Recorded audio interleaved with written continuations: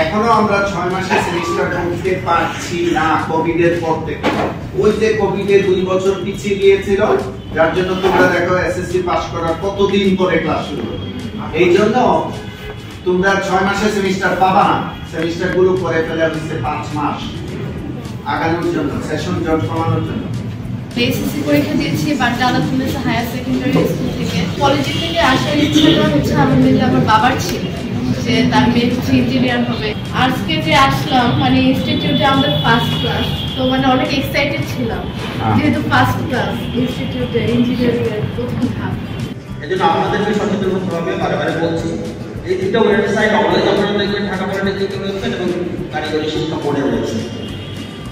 ইচ্ছা করলে প্র্যাকটিক্যাল এসে কিন্তু 100 এটা অসম্ভব কিছু না। আমি রেফ্রিজারেশন অ্যান্ড এয়ার কন্ডিশনিং ডিপার্টমেন্টের সেকেন্ড শিফটে ভর্তি হয়েছি। অনেক ভালো লাগলো, সবাই খুবই আন্তরিক। বাংলাদেশের সবচেয়ে বড় কোম্পানিগুলো ওয়ালটন, সিঙ্গার, তারা এ ধরনের লোক নিয়ে থাকে।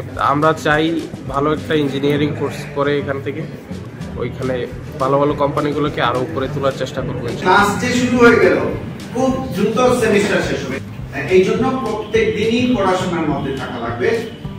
আমি ঢাকা কলেজে স্কুল ঢাকা থেকে এসএসসি পরীক্ষা দিয়েছি। তো স্কুল লাইফ থেকে একটা ইচ্ছা ছিল যে কম্পিউটার সায়েন্স নিয়ে পড়া। তো ওই থেকে বাবা মার থেকে আসা যে ঢাকা পলিটেকনিক থেকে পড়া। আমি অনেক এক্সাইটেড ছিলাম আর ক্লাসটাও ভালো লাগছে। স্যার সাথে কথা বললাম, ভালো লাগছে, উনি ভালো মতো বুঝাইতেছিল ক্লাসটা, আর ভালো লাগছে সবার সাথে কথা বললাম।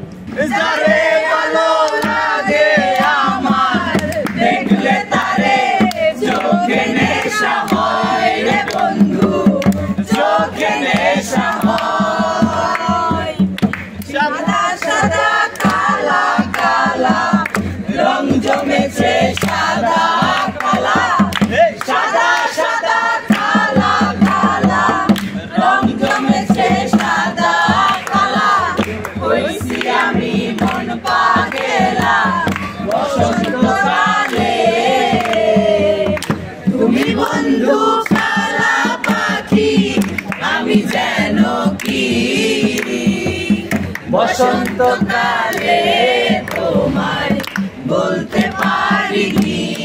যে স্বপ্ন দেখতে পারে না তার জীবনে কোনো কিছু হয় না। সে জানেই না কেন পলিটেকনিকে পড়ছে, তো ওর পড়াশোনা হবে কি করে? তার কাছে তো পড়াশোনা একটা কঠিন কাজ।